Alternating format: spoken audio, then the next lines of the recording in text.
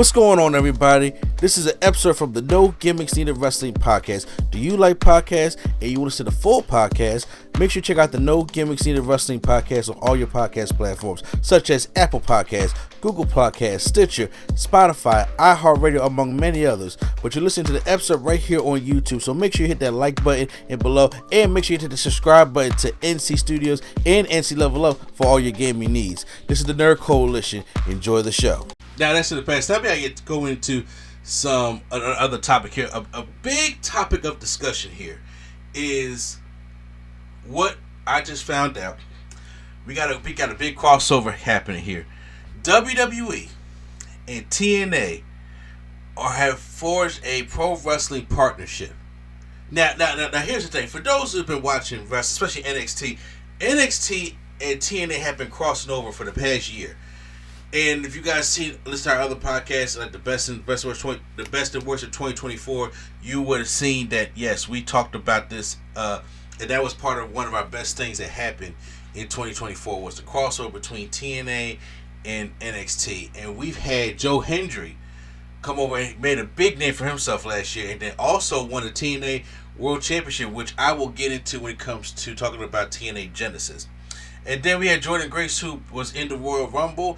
And she was at another one of NXT shows. It took on Roxanne Perez. And it looks like she's probably going to be on her way over here, especially after what happened at TNA Genesis as well. So we have been having this crossover. And even before that, we had Mickie James at the time when she was in Impact. She was the Knockouts champion. She was in the Royal Rumble. But, that was just like a here it is type thing. But there's the partnership that's happening with WWE that was actually... I saw this on ESPN. I ain't never heard... Look, here's the thing. I am a TNA fan. I have been a TNA fan since it came out in 2002. That's when TNA first started. And I used to collect all the TNA DVDs. I used to watch TNA all the time because TNA used to come on Spike TV back when because now it's on Access TV and nobody watches Access TV. But it was on Spike TV. And I was always a fan. And there was at one point in wrestling history that TNA was the number 2. It may have been a far number 2, but it was the number 2 wrestling company in the world. Now, TNA is nothing like that. But now, it then went to Impact Wrestling. But now, it has started to make its way back. And now that the name has came back. So now we've had this little crossover partnership, which has been beneficial to both sides. And it says here on ESPN.com that WWE and TNA Wrestling have struck a multi-year partnership that will see TNA pro wrestlers regularly appear on NXT programming and vice versa, WWE told ESPN on Thursday. And now, when it came to the TNA Genesis pay-per-view, this is apparent because we did have a couple of surprises on that show as well. And it also states here, TNA star Joe Hendry frequently appeared on NXT programming last year, culminating in an NXT Championship match with Ethan Page at No Mercy.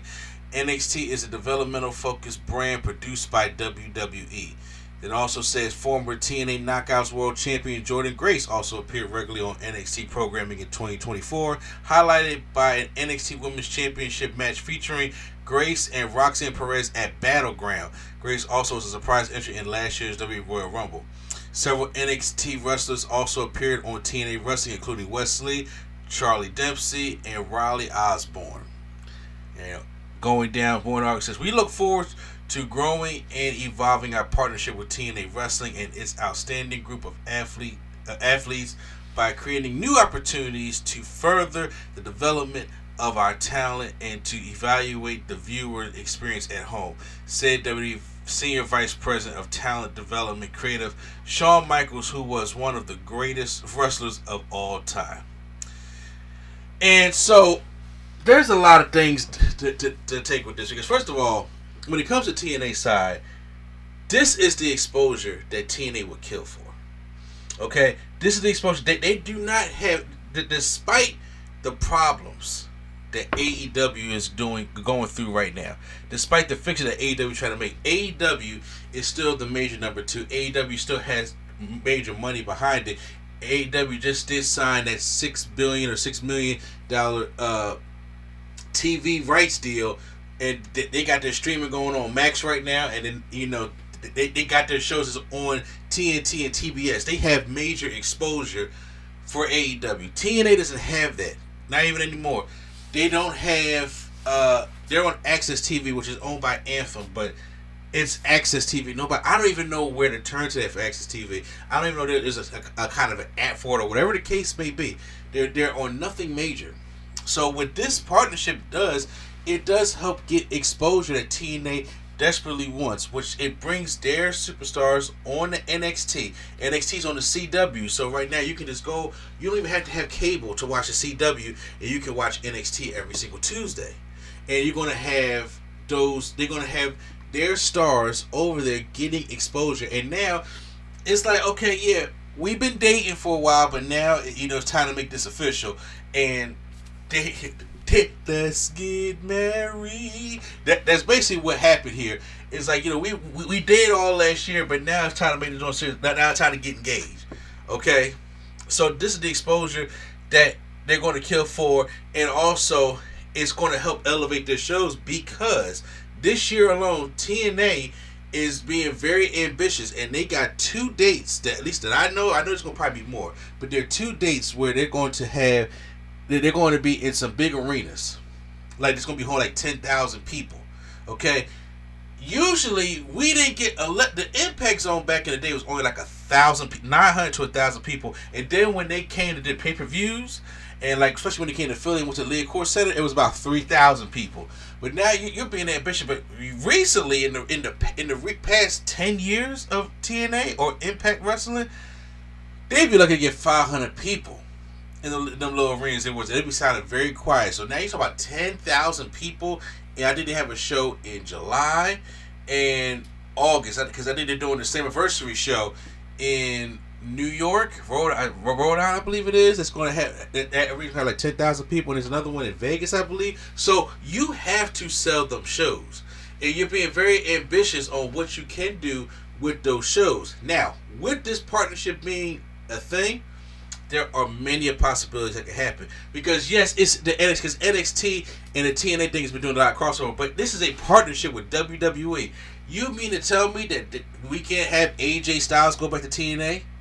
Hell, John Cena's on a retirement tour, and what would be something very crazy for him to check off his list before he retires, and the John Cena to appear in TNA? The wrestling, the IWC would explode if something like that was to happen.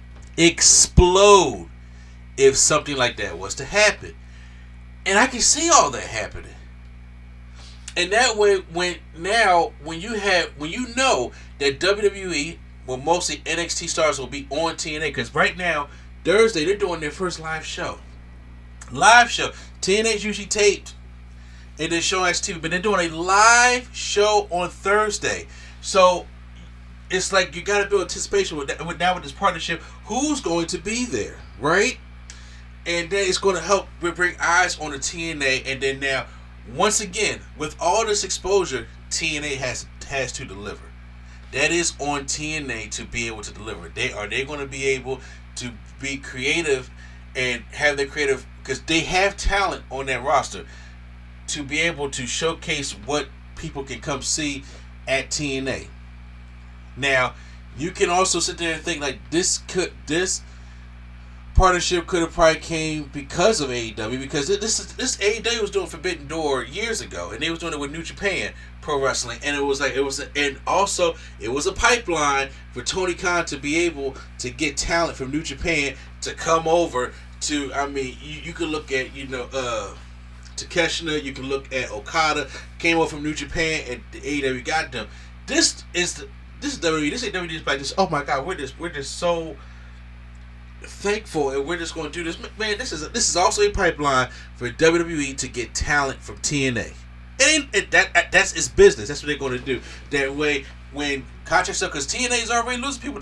Jordan Grace is going. Look like Josh Alexander is out the door, and it will give them a pipeline to be like, hey, we get the talent over there, and also talent from AEW to be like, hey, if you still want to work the Indies and work in TNA, but we still got a partnership with WWE, which you can get exposure over there as well.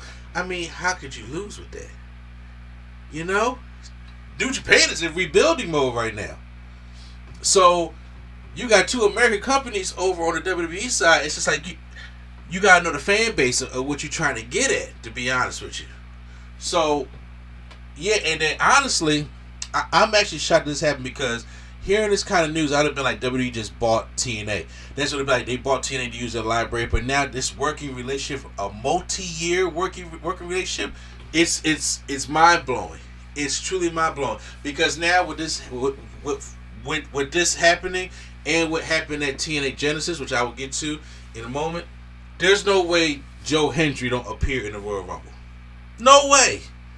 Joe Hendry does not appear in the Royal Rumble to showcase as the TNA champion.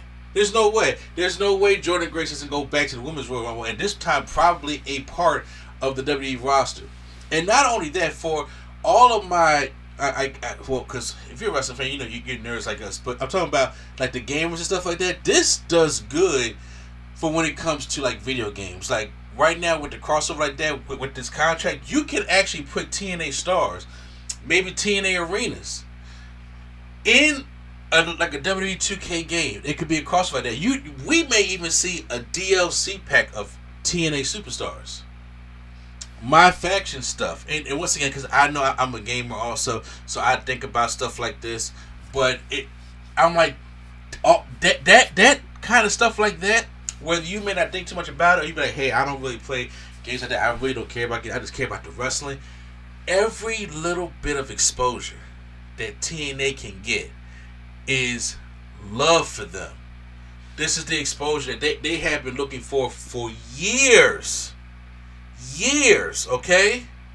So now them having that, this is going to be something crazy special for them. Crazy special for now. Once again, and then there's also TNA talent that used to be WWE that can come over here also that can, shock us. Also, like, imagine Jeff Hardy's music going off. Because he signed TNA right now, but imagine Jeff Hardy's music going off, he come back to the Royal Rumble. It's like, who don't love Jeff Hardy WWE? Come on now. The Hardys? Come on now. That's the kind of stuff that, like, with this partnership that kick off the year, it looks like on paper that TNA could have a fantastic year. Once again, the ball is in their hands. They have to be able to still be able to book a good show, have good creative. Because you can do all this exposure, but when you got the eyes to finally watch your product, and everybody's just like, oh man, that's kind of trash.